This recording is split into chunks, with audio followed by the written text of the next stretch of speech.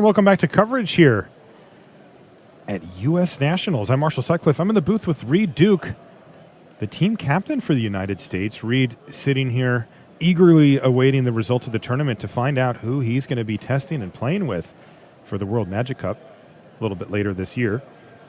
In the meantime, Gerry with a nice answer for, I can't believe I'm saying this, Sacred Cat. He's got a magma spray. Perfect answer to Sacred Cat. Yeah. I spoke to Gerry about 5 minutes ago. I said, oh, so you're going to get to be on the play for almost every round in the top 8. He's like, oh yeah, that's awesome. You know, he was very excited about that. I think it is a pretty big deal in Standard, especially with this Temur energy deck, potential for starts like this, turn 3 Bristling Hydra on the play. That's a big deal. No answer for it in sight here for the Abzan tokens deck. Of course, the good news for Drew is that if his deck gets to do what it wants to do, I would assume that a Bristling Hydra is not that big of a deal. It does not have any form of evasion, and you can simply just either throw a bunch of creatures on it or just chump block it indefinitely. But right now, Drew's kind of miles away from doing that. Yeah, that's right. I mean, it looks like he might play an Anointer Priest this turn, but that's not something you want to chump block with right away. We saw Gerry defeat, it was an Esper tokens deck. Drew Wraith's playing Abzan tokens, but tokens deck nonetheless in his sort of winning in round 11.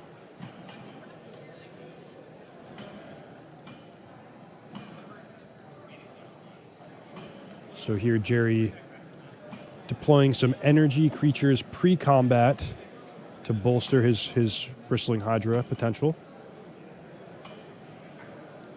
Reed, chat wants to know which deck is favored in this matchup. It's a relatively new matchup. The Abzan tokens deck is favored in game 1, and it can change after sideboard depending on the Temur player's sideboard. Gerry doesn't have a super dedicated sideboard for the matchup, but he does have one Appetite for the Unnatural and Lifecrafter's Bestiary, which we 2 copies of that, which we saw him use to win the matchup just an hour ago. Mm-hmm. So I guess I'd rather be on the Abzan token side of this matchup, but Gerry, of course, an excellent player, gets to be on the play. He's got a good start here. It's anybody's match. Okay. Good and close, as they say. Drew, wow, just has nothing for the turn. He's got to have something. Because right now, Gerry is way ahead here. He's got 9 power on board, and Drew's already down to 15 with just an Anointer Priest on defense. An Anointer Priest is going to jump in front of one of these servants. And Gerry's like, you're going to take 7? Cool by me, man. Take 7. Looks like Drew's going to go for a cast out here and just force Gerry to burn up 3 energy. But this is a transaction that I'm assuming Gerry's thrilled to make. It does hint that Drew may have another answer, though, for the Bristling Hydra here, does it not? It does. It does, and it did. All right, so cast out's going to take out the Hydra. And that does stem the bleeding significantly here from Drew's perspective. He's only going to take 2 a turn now. Yeah, and we see Gerry a little bit light on follow-up action. One of his cards in hand is Essence Scatter, which is woefully unimpactful in this matchup.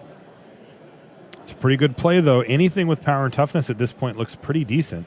Yeah, we're getting close to lethal for Drew Bates. If he can only deploy 1 removal spell at a time, it's going to be tough for him to survive the next 2 turns of these servants attacking. Treasure map. Oh, I was like, what is he playing here? It's a treasure map. Okay. You know what else he drew for the turn here? Start to finish. Very nice. Yeah, that's a good draw for him. That's going to pad his life total on a number of different ways here. Perfect with the Anointer Priest. Exactly. Now, if Gerry cannot use that Essence Scatter to counter this, even though these are creatures, so it gets around that nicely as well.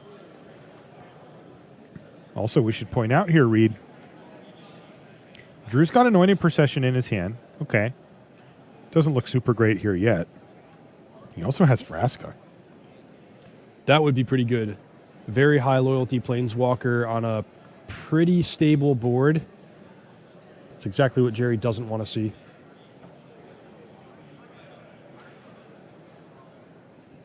Okay. Gerry able to keep the pressure on with Bristling Hydra. Notably gets up to 6 energy, so he doesn't have to worry about finish taking care of that one.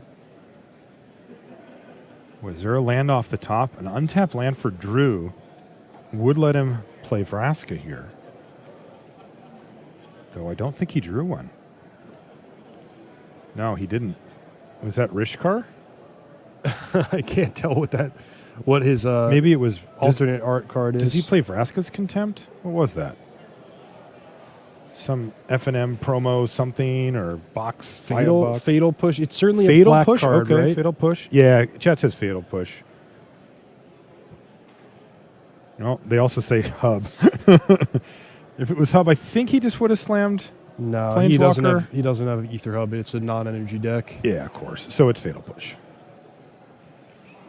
And once again, Drew seems content to just chew through the energy reserves here of Gerry Thompson, just trading cards for energy.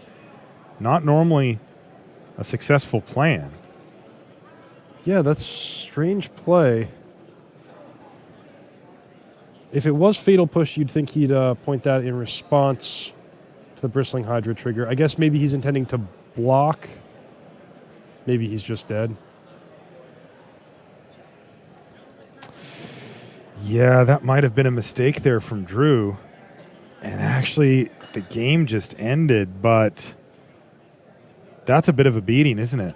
Yeah, it turns out he was not going to be able to beat a Braid for his blocker anyway that he chose to deploy his cards. I guess maybe if he hadn't sacrificed a token, he could have found or had an extra chance of blocking the Hydra, but...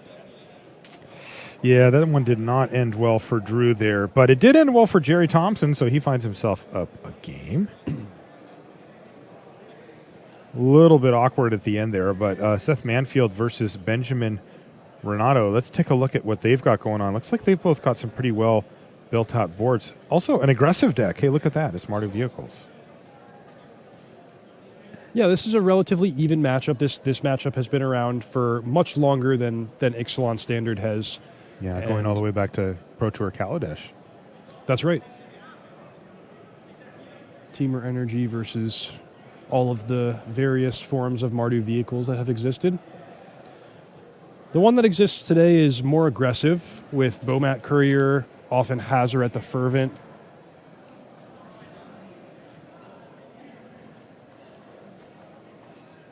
Three copies of Hazaret for Ben Rinauto. And the hallmark of Seth Manfield's take on Temur Energy, main deck Carnage Tyrant, really trying to punish those blue-black control players. Yeah, he did not find that matchup here, though.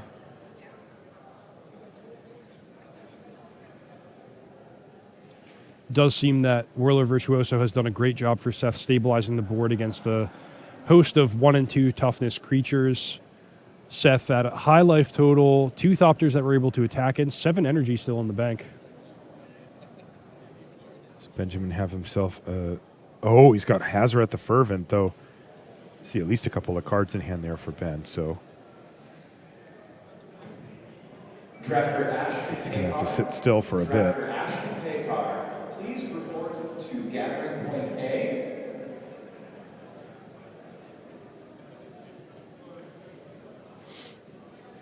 So despite having Toolcraft Exemplar, Ben Rinauto's take on Mardu vehicles is very red-centric. He actually has no copies of basic planes.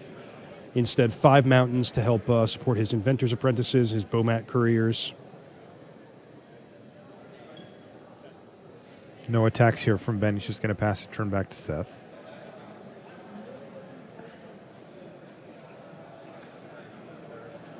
Who has an Attune with Ether. Getting him up to a nice multiple of 3 energy. Seth set the die to 6, but I think both players know it's supposed to be 9. Yeah. He just put the 6 upside down. Ignored the little dot there.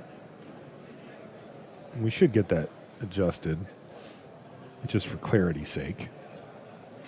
This die does go all the way to 12.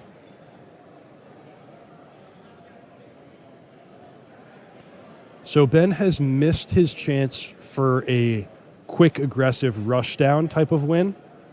And now what he has to do is settle into a slower Hazaret board stall type of game where he can, potentially use Hazaret's 3-mana ability to attack Seth's life total directly.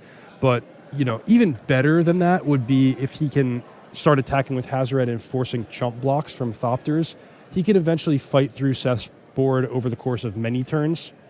That is, if Seth doesn't have much in hand or doesn't assemble a way to actually neutralize the Hazaret, like putting 3 counters on Bristling Hydra.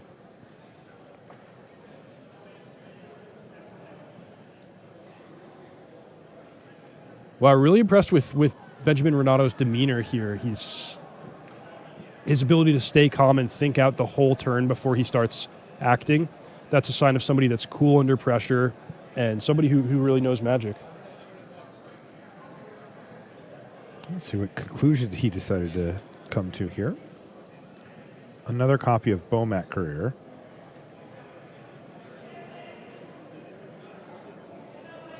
Still short black mana here, which means that he's reluctant to offer trades for his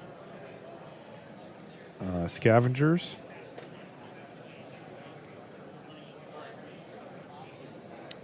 Is he just going to cash in this Bomat Courier here? Yeah, it seems that way. He's putting Seth to a little bit of a test here. Seth probably does not want to take a chunk of 5 damage from the Hazaret, but also doesn't have a very profitable block. Seth could block Hazaret with Bristling Hydra and put 3 counters on it, but then it's vulnerable to Unlicensed Integration, which actually you and I know is sitting in Benjamin Rinauto's hand, waiting for a black mana. Right. More likely, Seth will use the Hydra to eat one of the smaller creatures, let's say, for example, Toolcraft Exemplar, and potentially use energy to make Thopters for chump blocks on some of the other creatures. So, one base level block for Seth would be make a Thopter on Hazaret, Whirler Virtuoso on Bomat Courier, and Hydra on Toolcraft Exemplar, using 3 additional energy for a counter on the Hydra. But looks like both players have puzzled that out. That's not a bad result for Benjamin Rinauto. He gets to cut through some of Seth's energy. He gets to chip in for 3 damage, and the real loss is Toolcraft Exemplar and Bomat Courier, but the Bomat Courier he may have chosen to just cash in anyway. So Seth is going to make a Thopter here. Well, let's keep in mind, this is not a one-sided aggressor versus defender type of game of Magic here. Seth Manfield has a lot of power and toughness on the board. Those Scrap Heap Scroungers cannot block, and I wouldn't be surprised to see Seth navigate this combat step in a way where he can crack back for quite a lot of damage next turn.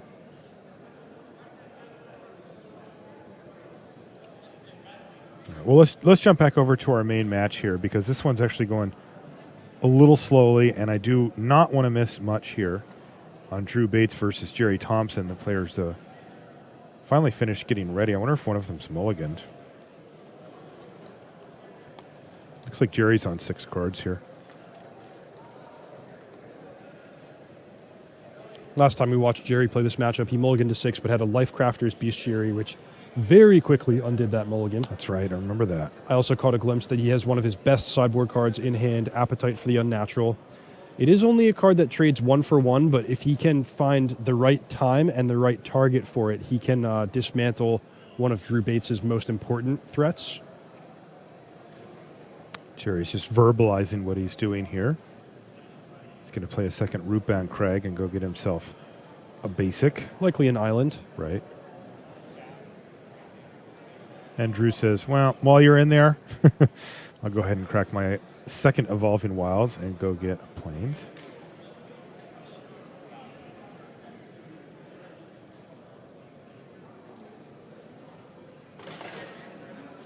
Okay, there's Hidden Stockpile for Bates.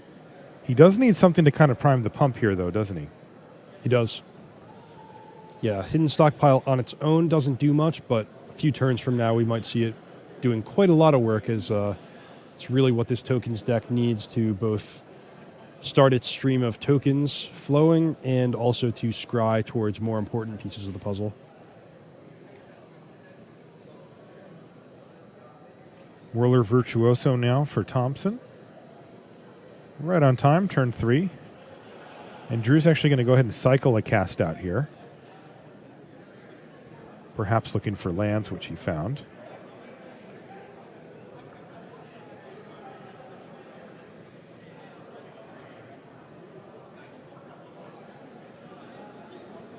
Looks like he's going to pass with start finish available. Or cast out. Yeah, he does have both.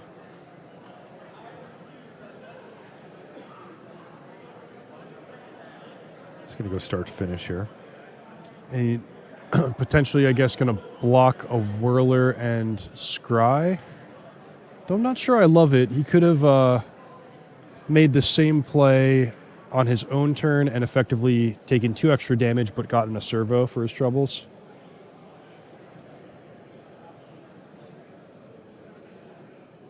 You know how it is. You have an instant and you think, well, I'll just wait. Sometimes it's not correct. That's right. Sometimes it's not.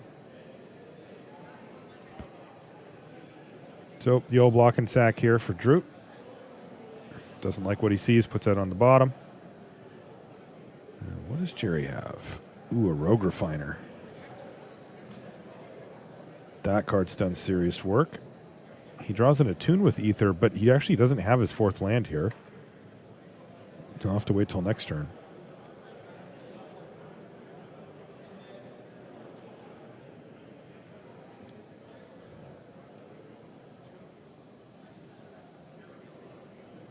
Uh-oh, there's an Anointer Priest read. That is one of the ways that Drew can keep his life total nice and lofty while he sets up his late game engine.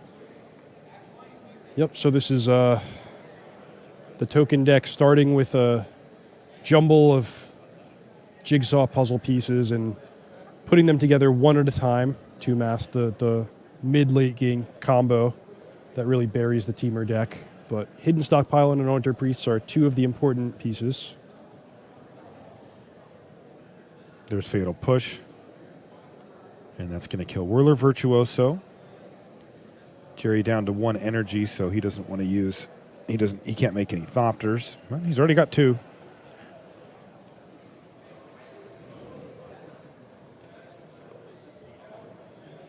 So if you'll recall, Gerry drew Attune with Ether off his Rogue Refiner last turn, picked up a basic forest for this turn, so he has a handful of options available to him. His focus should be on unloading some reliable damage. At this point in the game, that's starting to mean flying creatures. But alternatively, he could use his Appetite for the Unnatural, potentially on the Hidden Stockpile. He could pass with open mana. One unique thing about Gerry Thompson's sideboard, no negates. That's a card that many Temur players just play the full 4 of, but instead, Gerry really prioritizing mana efficiency in Spell Pierce. Wow. We saw that with a complete blowout, actually against Abzan tokens, or maybe it was Esper tokens, but against a tokens deck earlier today. Yep. Yeah, Spell Pierce, very powerful card when your opponent is leaning heavily on Fumigate. And you mentioned that critical sideboard card here for Gerry, Appetite for the Unnatural.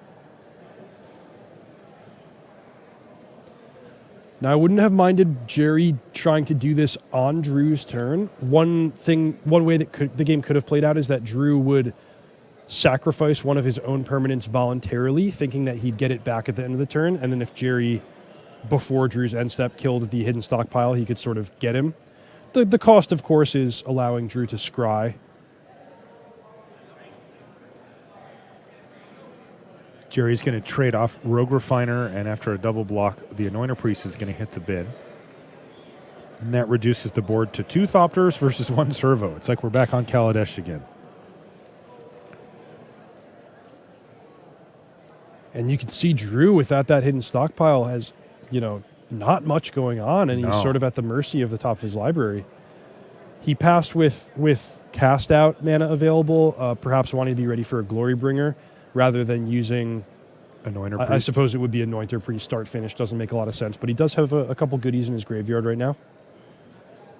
He's kind of telegraphing it to Thompson. Gerry's just gonna play a servant of the conduit.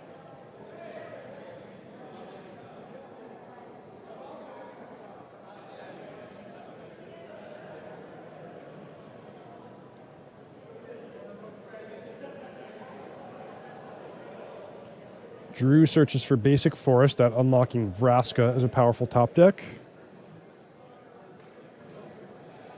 He drew Essence Extraction. Which I'm actually a little curious to board that in against Temur. Drew now goes for Anointer Priest. And Gerry says, okay. So this would be a great turn for Gerry to slam Glorybringer. If he has one. Uh-oh, that's 5 mana. Boom.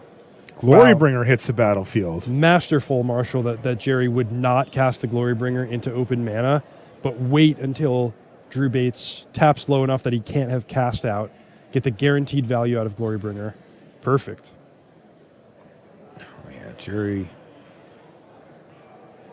Very clever, and he's going to get paid off for it here.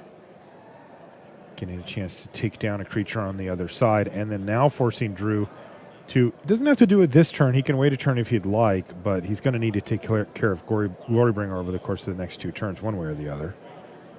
And, of course, he's woefully behind in this race now.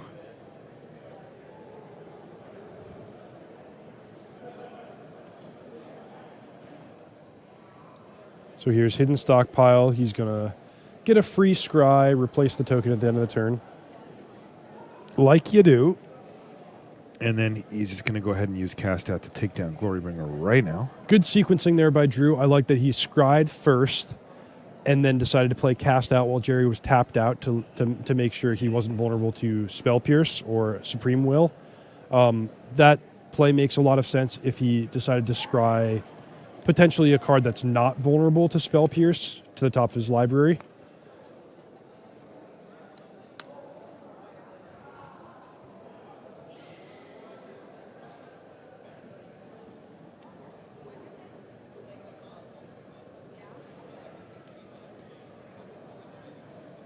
Gerry, I think, has another Glorybringer, so potentially thinking about whether or not he would like to exert and kill the servo. He has the potential to stop the stream of tokens from Hidden Stockpile. Also turning off Start Finish. Pretty important here. Oh, but he decides not to exert. Interesting. Is it a clock difference? Well, it is, but the Glorybringer is now just going to bite the dust due to Start Finish in Drew's graveyard. Yep. Where he could have forced Drew to play something, get a creature down, and then play Finish. Now he just has a servo. And Drew did scry something to the top that is not vulnerable to Negate or Spell Pierce. It's Angel of Sanctions. Really? Are the 2 best rares? Is Kaladesh going to go at it here? It looks like it. Whoa, Angel of Sanctions. Eating a Glorybringer. And it looks like he triggered the Hidden Stockpile as well. So, pass the turn back to Gerry. Looking to seal this thing up. He's up a game here in the quarterfinals. He needs to make it to the finals. Any of these players do. To get on the U.S. national team. Of course, you'd have one more match to go, decide if you're the national champion for the United States for that year. But getting on the national team is a big step.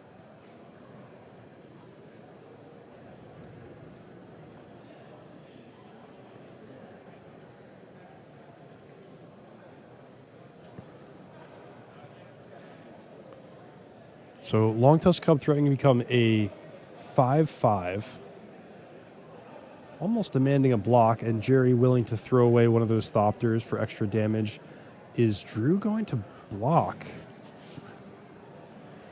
Surely he should block. Is there any 3 damage spells that he may be worried about here? In game 1, it would be a Braid, but I would be very surprised if Gerry was to leave in a Braid.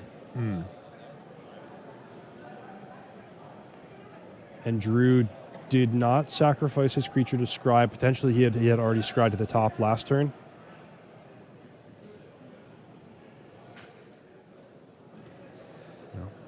see what he drew.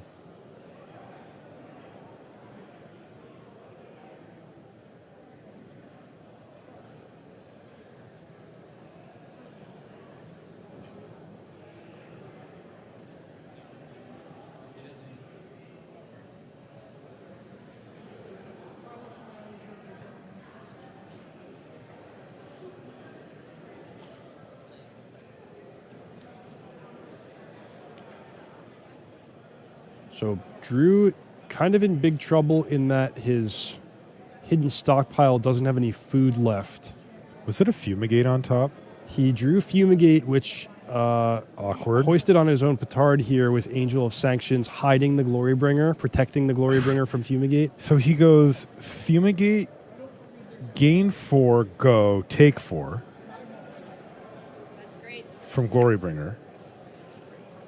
And then has to have something on top of his library to help get him out of it again? Like, Well, he could then rebuy the Angel of Sanctions.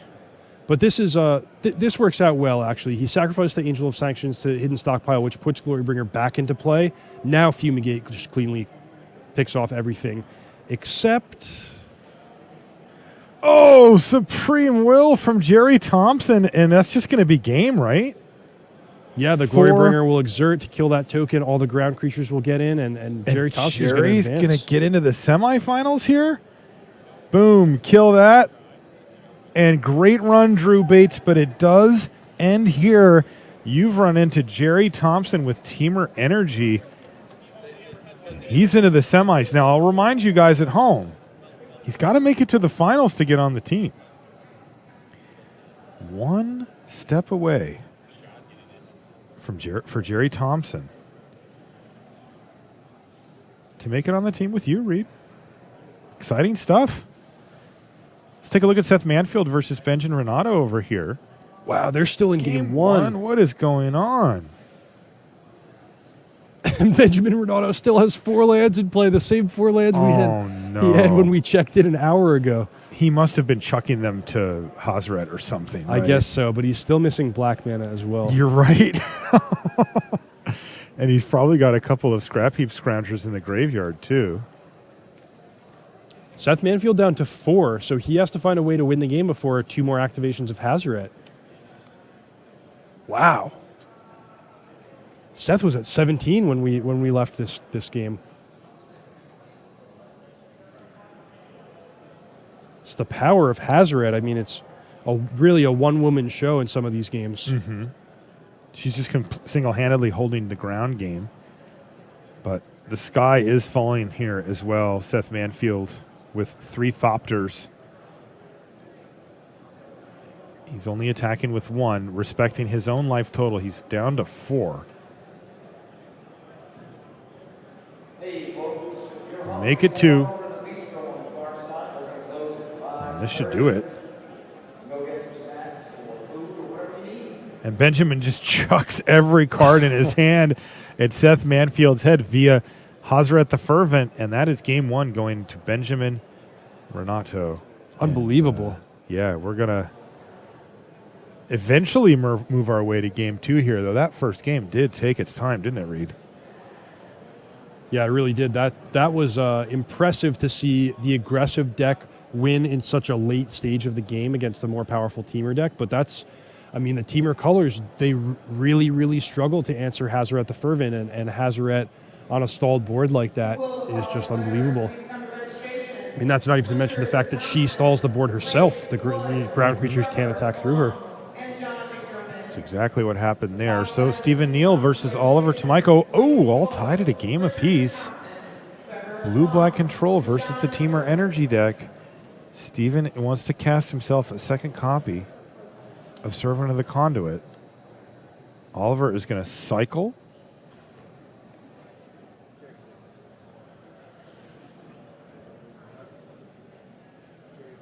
Looks like we're on Steven's 4th turn on the draw here. He does not have a land drop. Oliver going to crack the Evolving Wilds, end of turn.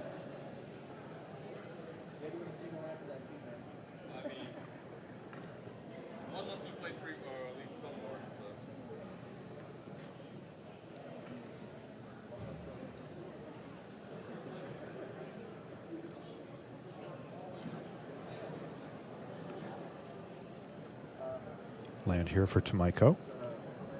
Not a lot going on. Just a couple of 2-2s for Steven. A good draw from Steven. He's going to play Rogue Refiner, possibly with Negate backup if Oliver tries to counter. I've seen the blue-black players be pretty proactive about countering cards like Rogue Refiner. Yeah, I think Oliver should counter it.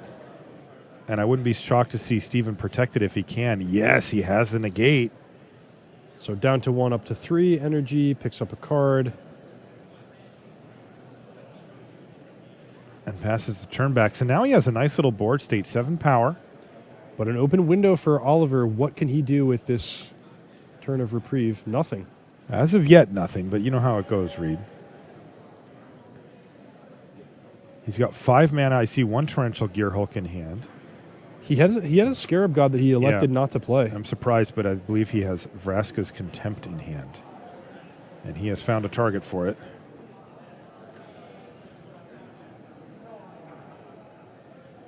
So he's going to take 3, drop down to 13. Excuse me, he only gains 2 back, right? Gain 2, take 5, so Yes. minus 3. So it was actually 3, all right. Look how smart I am, Reed. Aren't you lucky? Very good, Marshall. Yeah, thank you. Torrential Gearhulk now looks like the lined up play here for Tomajko. And, you know, I got to say, looking at this board state, not bad. I mean, running your board into a Torrential Gearhulk with Vraska's Contempt already in the yard is a bit of a disaster here for Steven if he doesn't have an answer. Oh, geez, but Steven Neal does have a nice anti-creature hand here. What does he have? Confiscation Coup and Negate, so cannot stop the Gearhulk from coming into play, but he can take his pick of either negating the spell that it targets or stealing it with Confiscation Coup after the fact. Does he have a land? I think he has a mountain. Okay. There we go. He's just going to do nothing, and Tomajko did nothing either. He just took 7 on the chin. Patience is a good thing with these blue-black control decks, but hard to know when you're being too patient. It looks like Oliver's playing for the longer game here. He's going to draw a couple of cards with Hieroglyphic Illumination, assuming that he can find answers to all the creatures on the battlefield here. I really like that Steven did not negate that in anticipating perhaps a fight over Confiscation Coup a turn or 2 down the road.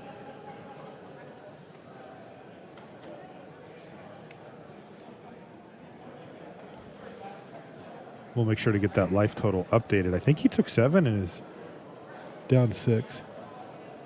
All right, yeah, we're just having a little issue with that, but we'll get it sorted out shortly. But I do believe... Okay, careful, Oliver's at Steven. 6. Steven, you should tap a Servant of the Conduit for your second blue mana here. Because he's just burning energy? Oh, no, this is going to be a disaster because he's going to be out of energy and unable to take the Scarab God. Oh, no! Yeah, he needed to, if he anticipated having to use Negate there, he needed to not use Ether Hub for blue mana. He should have tapped a Servant of the Conduit for a second blue mana and left up Servant and 1 land to cast Negate. Then he would have had exactly enough. Oh, what a disaster for Steven Neal. He was going to be able to steal the Scarab God. Yeah. Now he used the negate on a sorcery just to protect a sorcery that says you gain 4 energy? Oh, no. You never know. You never know, Marshall, when 1 energy here or there can determine the outcome of a game with this deck. Right, that careful tapping. Oh, what a blowout. Devastating for Steven. How can he come back from this, Reed? He probably needs to draw another Confiscation Coup or else he's not going to beat the Scarab God. Okay, because the Scarab God is now lined up to start buying back creatures and dominating this board. Now, And there's not that many answers for it out of Steven's deck. we just saw the life totals get updated, and Oliver is at a fairly tenuous 6 life, so I suppose an unanswered Glorybringer could still win the game, but it's Okay. going to have to come pretty quickly because the Scarab God does not give you a lot of time. There's a Rogue Refiner. Oliver Tomajko doing his best to capitalize on this situation here. He's going to use Fatal Push to take down a Servant of the Conduit. But look at his board state now. All of a sudden, he's got 14 power at the ready here. Yeah, and he just scryed to the top and drew disallow. So as long as Oliver does not make a misstep in this game, he should win over the course of the next turn or two.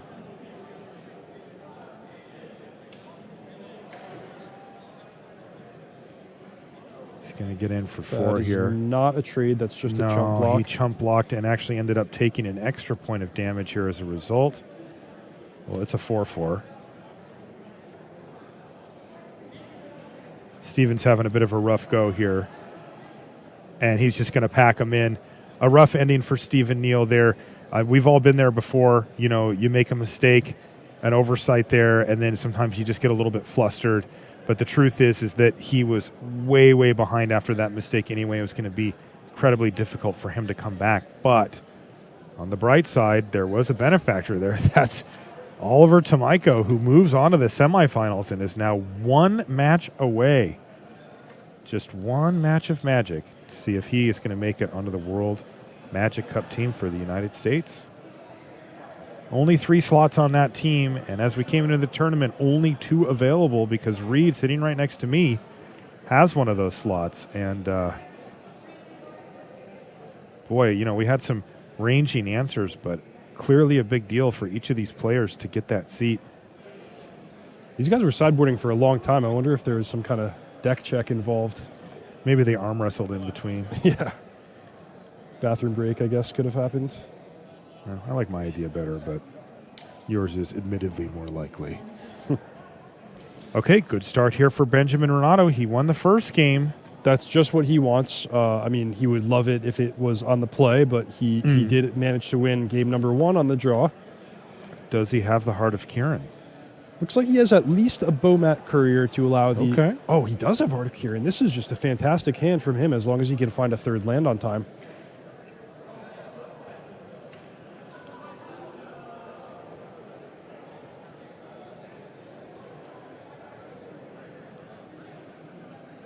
There we go, Benjamin. We like to use those 12-sided die just to differentiate them, and often, you know, we exceed 6 on energy. It makes it easier to read, of course, for you at home. Now, no trade. Oh, wow. So That's interesting. normally you would think that Rinauto would love the chance to trade against the Servant of the Conduit, 1 mana creature for 2 mana creature, but the reason you see him not doing that is probably because he wants to be very, very sure he has a creature to crew Heart of Kieran next turn.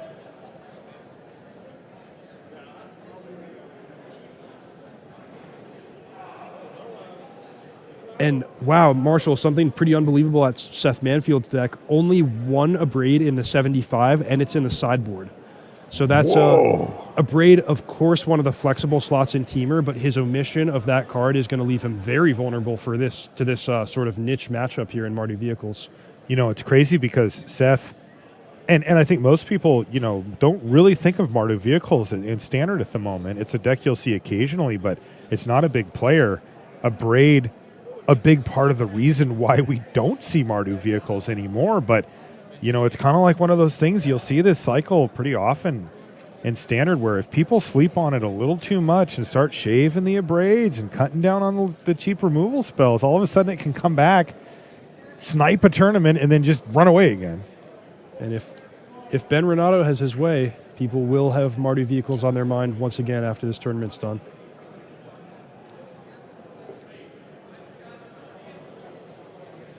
Our partner in crime, Jake Van Lunen, big fan of Mardu Vehicles. He told me that would be a deck he would have worked on for this tournament if he had been competing.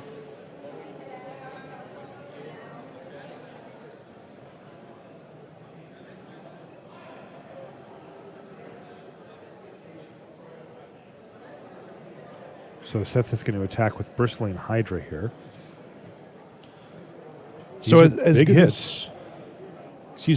as good as Ben Renato's start has been, he is missing land drops. So Seth Manfield definitely going to smell blood and see that his way potentially to beat this Heart of Kieran is just bashing, just trying to bloody up Ben Rinauto and try to make him be the one playing defense.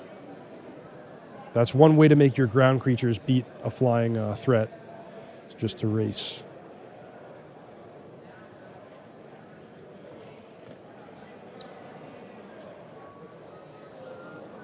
Ben did find his third land. Now has access to a Spire of Industry and an Ether Hub. So while the colored mana situation isn't perfect for him, he can pay either life or his 1 energy to make second colored mana when he needs it. Oh, and now that Ether Hub is going to be a very reliable land once he can bolster things with the Harvester. Also going to make it difficult for Seth to race on the ground.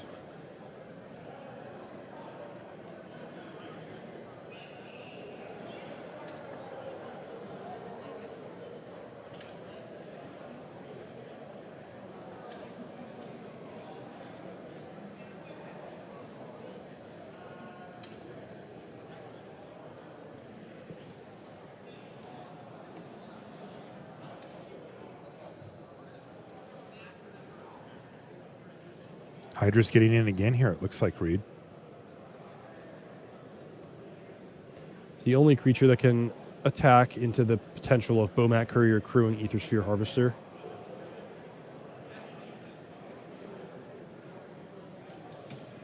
Oh, and that's a big card for Seth. He needed some way to interact with these flying creatures. I think he's looking for a 13 on a 12-sided die. You're going to have to twist that one for a while. There we go. Still, that's huge, right?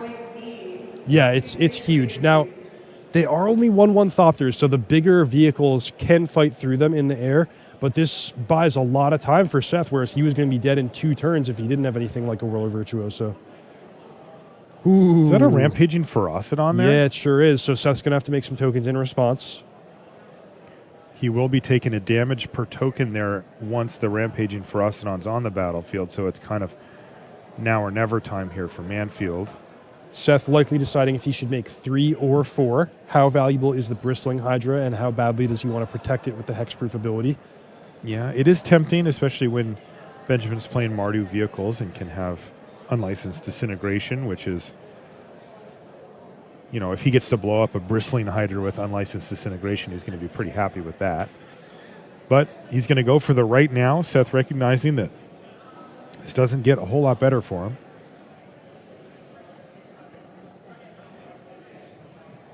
But now, the other thing about Rampaging Ferocidon is it shuts off the lifelink of Aethersphere Harvester. So, whereas Ben Rinauto was in a pretty good racing situation a moment ago, he now has to really, really worry about getting attacked back by all of Seth's ground creatures.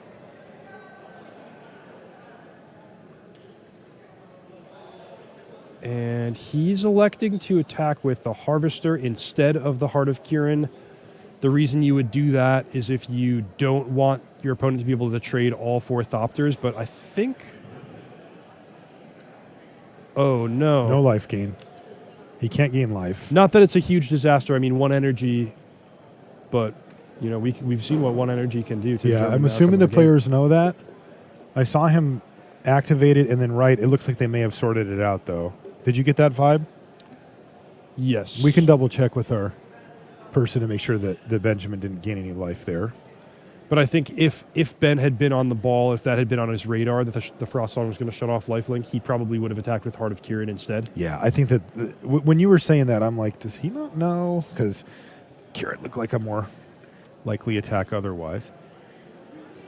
Seth is going to cycle a Sheltered Thicket here. He's got a heck of a board.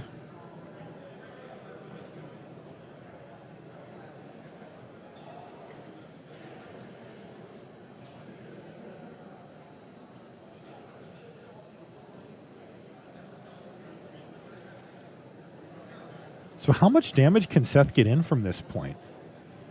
Right now, the only blockers back are 2, right? Benjamin has 2 blockers, a Rampaging Ferocidon and a Courier, or if he wanted, he could have a Heart of Kirin and a Courier. Yeah, so assuming Ben doesn't want to trade with the Hydra, that's 4 points getting through. He can block 2 of the of Rogue Refiner and Servant of the Conduit and take nearly 11 damage if Seth decides to attack with everything. Wait, but Seth had an additional Thopter.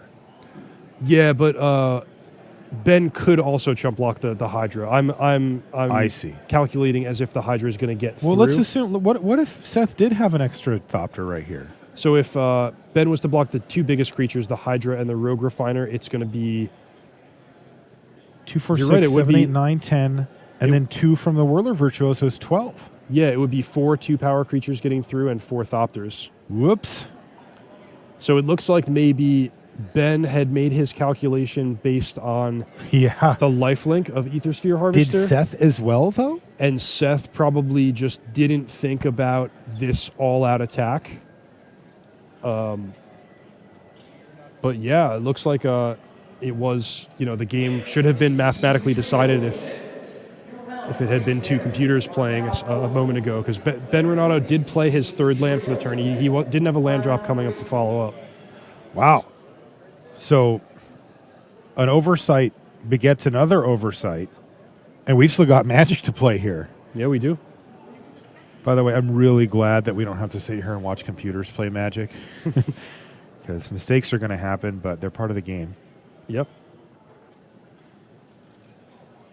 We saw a number of turns like this at the World Championship, even, among the highest level players in the game, where sort of like both players will miss something. And another thing that comes to mind here, by the way, is if Seth can just... There we go. Yeah, it looks like Benjamin actually wants to get rid of the Rampaging Ferocodon, potentially. Like, if Seth gets him low enough, Ben just can't play any more creatures, right? Like, his Ferocodon will just kill him. right.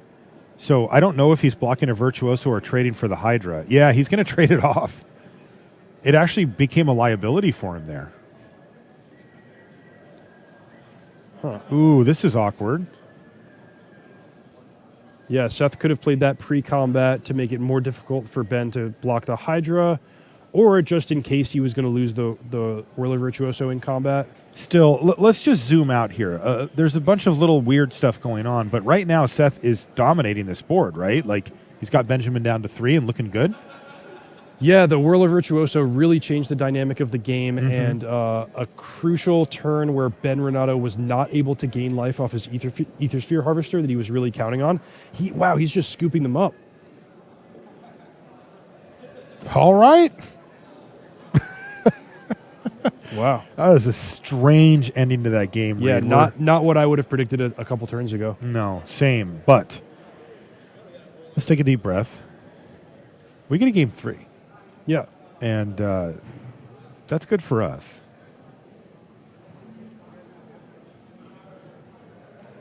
You can see that the players are now going to take a look at their opponent's deck list and get in there. Marshall, I have a list of cards that my rule is that every time they appear in a game of Magic, I have to read them again, no matter how many times I've played them. Some cards like Emrakul, the Eon's Torn, Oh, yeah. all these super complicated cards, and Rampaging Ferocodon is going to be added to my list. This is a card that just has so many abilities, and it's so easy to forget one crucial one and misjudge the game state because of it, that you really just have to refresh yourself every time. Okay, Menace, have to block with 2 creatures. Okay, I take a point every time a creature enters the battlefield under my control. That includes tokens, that includes if I blink a creature, anything like that. Okay, players cannot gain life. That's a big one. That means lifelink. That means a spell that gains me life. That means a triggered ability that gains me life. I have a question for you, Reed. I'm going to put you on the spot here because this is a strategic question that we've actually seen come up multiple times this weekend, including in this last game. How do you track when these things are no longer applicable? We saw a game yesterday where, a player had out Headstrong Brute and Pirates for the whole game. It was PVD. And then near the end of the game, he no longer had any Pirates, and therefore the Headstrong Brute had lost Menace. But it had Menace the entire time it was on the battlefield, and the opponent, I'm assuming, overlooked this and thought that they couldn't block on the last turn. Here, we saw Benjamin first forget about the Rampaging Ferocodon's second ability there when he went to attack and used up an energy where he didn't need to. But then also it was gone, and he still had the Aethersphere Harvester, and I don't know, maybe there was a block in there somewhere. It certainly wasn't looking good for him, but a 3/5 lifelinking blocker tends to change combat math pretty dramatically. Is it just as simple as snapshotting the board again? Like, it's hard to do that, right? Excellent question, Marshall. I can offer you two techniques to help with this problem. The first is that you just want to periodically reset yourself in a game of Magic. I have a habit that I know, Hall of Famer Paulo Vitor Damarosa has been a big advocate of this technique in Magic, is that you start your turn, you untap, you draw your card, and you survey the board before you do anything. You don't play your land, you don't rush, you don't attack, you don't play a spell. You think about exactly what's going on in the game. You survey the whole board situation, then you decide what you're going to do with the turn all at once. I see. So just and that can be a catch-all for some of those. Yeah, exactly. Just resetting yourself mentally and getting ready to take everything one step at a time at the beginning of your own turn or at the beginning of a complicated combat step. It's a really good technique. The other is just to notice in the moment of something happening all of the consequences of it. That means when you resolve combat damage and that Ferocidon goes to the graveyard, that's when you say to yourself, okay, what are the consequences on the other aspects of the game that this creature has died? Because as you mentioned, it can be very, very difficult to just track all that information constantly in your head because there's so much changing and so much to hold in your mind during a game of Magic. So using either of those two techniques can help you not miss something. Wow. Now I see why everybody's so excited to play with you on the World Magic Cup team, Reed. That's great stuff. And it looks like we're back underway here. Seth Manfield versus Benjamin Rinauto. Game number 3, 2-drop into 2-drop for both players. It's a Harsh Mentor over there for Benjamin. Yeah, somewhat interesting creature choice. This is a card that we've seen pick up in popularity a little bit over the previous weeks, but more often in Ramanop Red than in Mardu vehicles. In particular, it does not crew Heart of Kiran, which is something you really look for in a 2-drop for this deck. Good timing, by the way, as he plays Heart of Kiran. But yeah, but boy, how good would Harsh Mentor have been on the board state last game when the Whirler Virtuoso made 4 tokens? Oh, would have been a game changer. Would have really prevented Seth from doing that.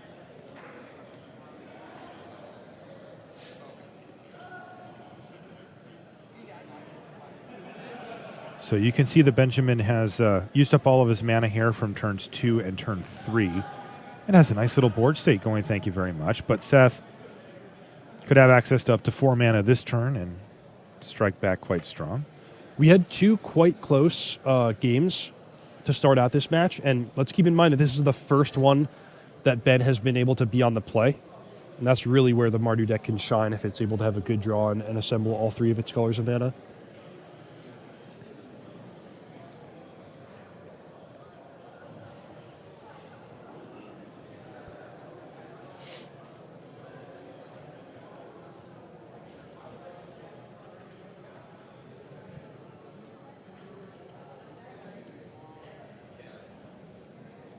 So Seth in his own right has an excellent draw here, turn 3 Bristling Hydra, but again, the ground blocker, not exactly what you want against Heart of Kiran.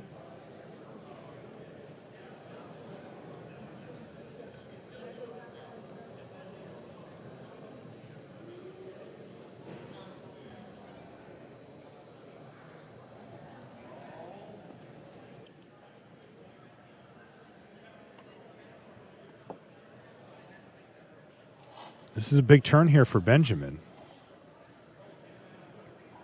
You can see the veteran motorist there ready to crew up Heart of Kiran. That's going to be 5 damage just right off the top. 5 energy in the bank here. But it looks like the only attack here is that 5. Still, that's a big hit in the air, Reed, and Seth is going to have to do something about that killer combo of veteran motorist plus Heart of Kiran. So I think we'll see Seth chip in with his own Bristling Hydra here, but really the priority is to find an answer to the flying creature.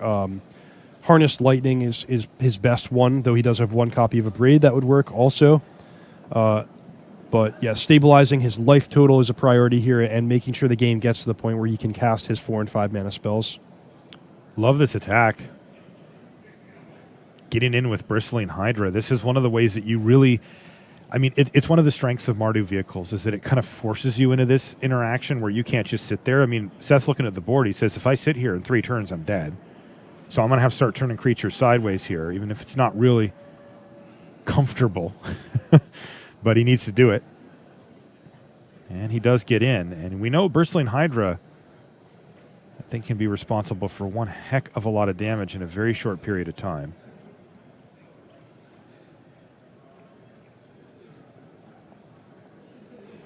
Seth Manfield seems to have drawn a lot of Servants of the Conduits over the course of the last couple of games. Yeah, no kidding.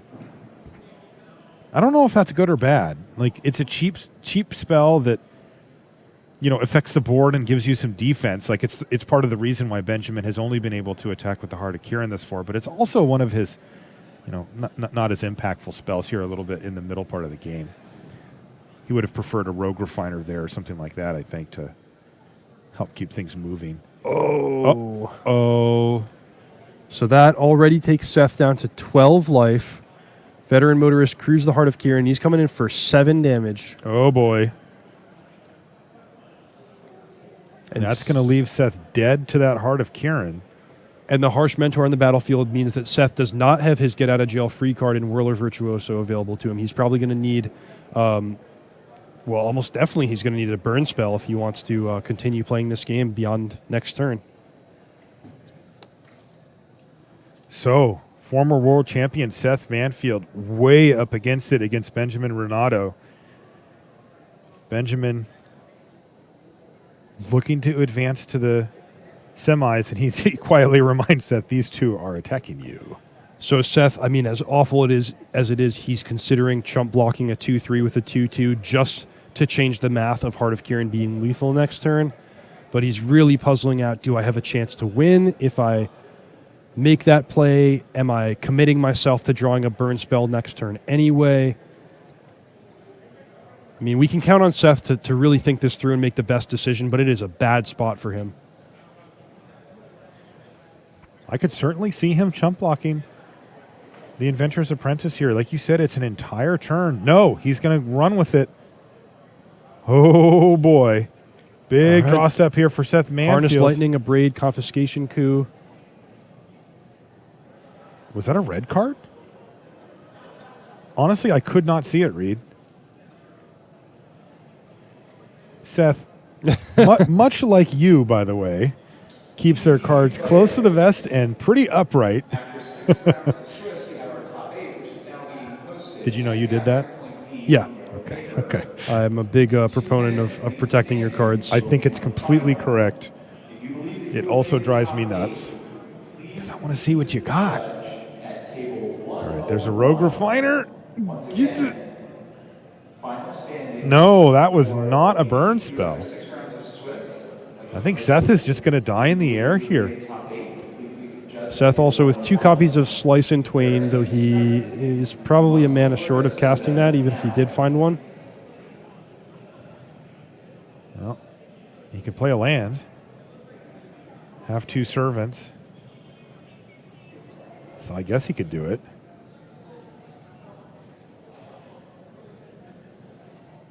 He's looking for a way out. Mardu vehicles hit so hard. He took 5. Then he took 7.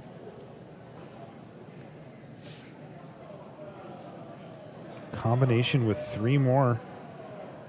He is in bad shape now. Yeah.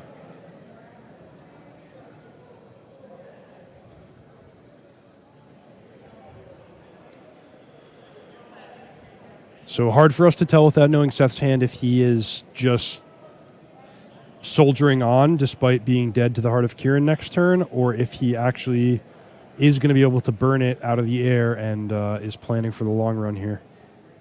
Yeah, to Seth's credit, it is not. I can't figure out which one it is, though. If I had to guess right now, Reed, I think he might not have the answer.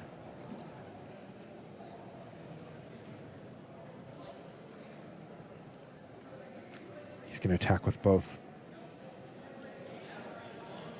Ben immediately goes to his life pad. Says, no problem. I'll take the 6.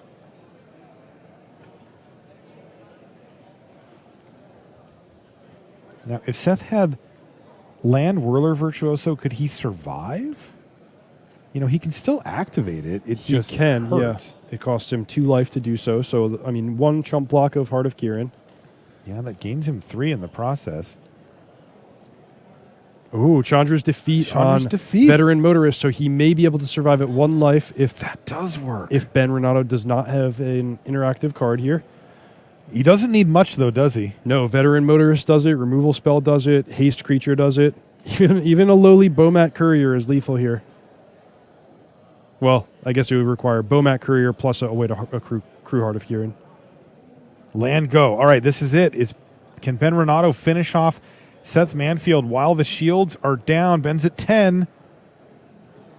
He finds another Inventor's Apprentice. He's crewing. He's attacking. Oh, what is Ben tapping for? Does he have another Unlicensed Disintegration? Yes, he does, and that's going to do it. Benjamin Rinauto on to the semifinals. He knocks out Seth Manfield. Pretty big deal there. All right, well, we've got more action for you lined up, but first, these messages.